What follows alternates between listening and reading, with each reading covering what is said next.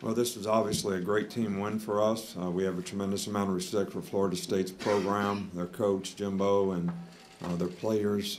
They got a great defensive team. Um, and it took everything that we had in all facets of the game, the way we played defense, the turnovers that we got, the difference in special teams in terms of a blocked field goal, a blocked punt, as well as a turnover on a kickoff return that gave great field position. I think the field position was controlled a lot by special teams in the game, which was very good. Obviously, some of the areas that we probably weren't as happy with is consistency on offense. Didn't make a lot of explosive plays, had some opportunities, whether it was a lack of protection. Quarterback didn't have an opportunity to do what he needed to do, but we didn't have any turnovers. We didn't have any penalties. We got to do a better job of executing on a more consistent basis, but very, very proud of our players to come and first game of the season. You could always pick out a few things that were a little ugly, but I'm really proud of the way they competed. They played really hard in the game. It was a tough physical game, and hopefully we'll focus on improving and do the things that we need from here on out to try to get better as a team. We certainly know where we're at right now. Thanks, Coach. All right, Rachel. Coach, can you just talk about the process in the offseason and what you guys do as a team to capitalize on your opponent's mistakes? Because that seems to be characteristic for you guys. And especially now in the first game, where you're trying to work out kinks, you're trying to figure out things, and again, it was on display. Well, they didn't do a whole lot of stuff that they haven't done in the past. So I think our coaches did a really good job of preparing our team to take advantage of some situations in the kicking game. The block punt was, good scheme based on their protection and how they protect.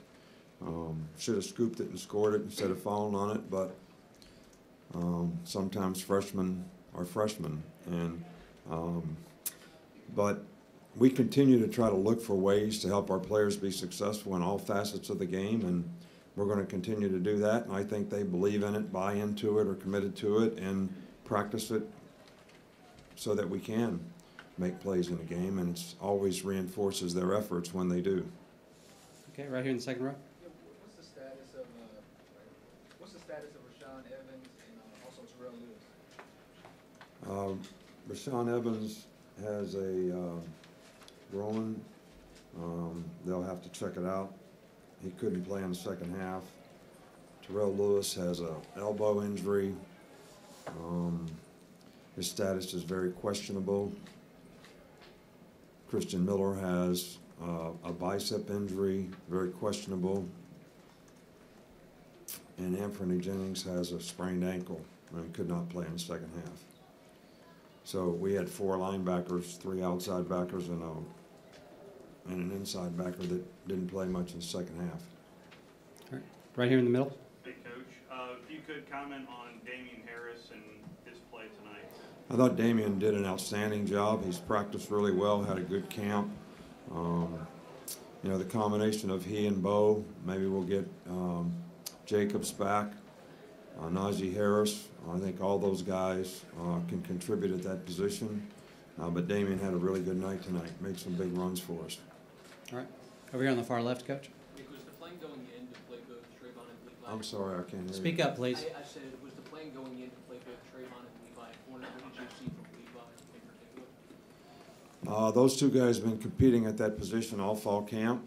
We busted a couple coverages. We were really lucky early in the game. We cut people loose 2 or 3 times, not just Trayvon. We just made some mental errors.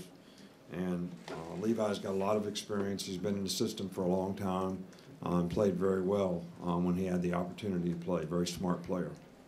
Okay, right here in the second row. Coach, I know you haven't seen the tape yet, but how would you evaluate Jalen tonight? Well, I thought Jalen did a good job. He did what we asked him to do. I think a lot of the things that could have been really good plays for Jalen didn't turn out so well because we didn't protect very well. Now, he would tell you that sometimes he's responsible for that because he could redirect the protection. But there were other times when we made mental errors up front and didn't block them. And we had people open, but couldn't get them the ball. So the whole deal on offense, we have to do a better job of executing, especially when it comes to the passing game. They're a pretty good front. we could complain about running the ball better, but we probably ran it good enough if we could have had the kind of balance that we wanted in the game and been able to protect so that we could make some plays and make some throws down the field. But I thought Jalen did a good job in the game. All right, front row on the left right here.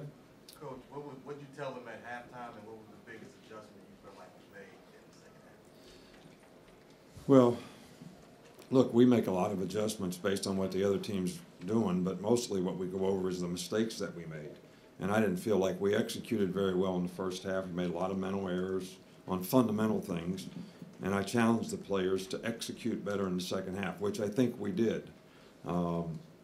And I also told them that, you know, this was going to be a 60-minute game. It was going to be a tough game, and everybody's going to have to check their whole card to see if they had the kind of will to hang in there, because it was a physical game. We had a lot of guys banged up at halftime, and we had some other guys step up and do a good job for us. So I was really proud of the will to win, the will to hang in there, the perseverance that the players showed, especially in the second half.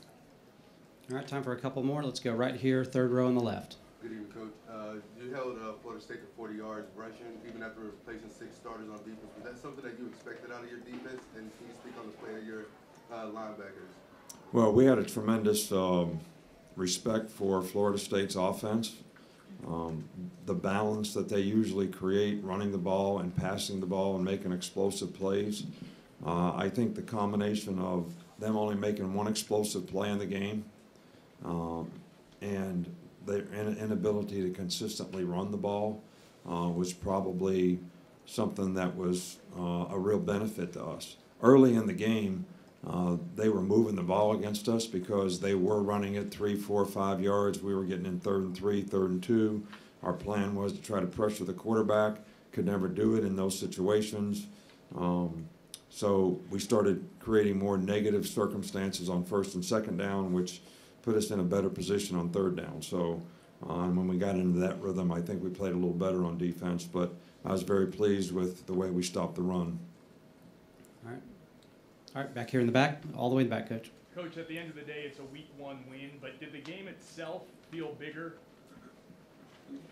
as far as the atmosphere goes? Oh, it was a great atmosphere. I mean, I think the Chick Fil A people do a marvelous job here. The city of Atlanta is very, the hospitality that they afford us is really appreciated.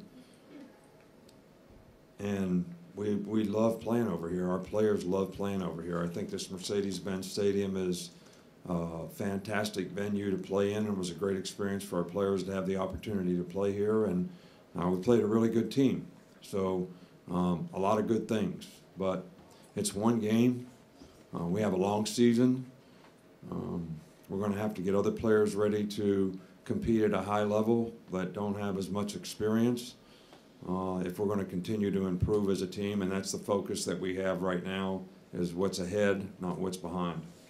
All right, we'll end it there. Thank you, Coach. All right, thank you. We get all the media leave this side, please.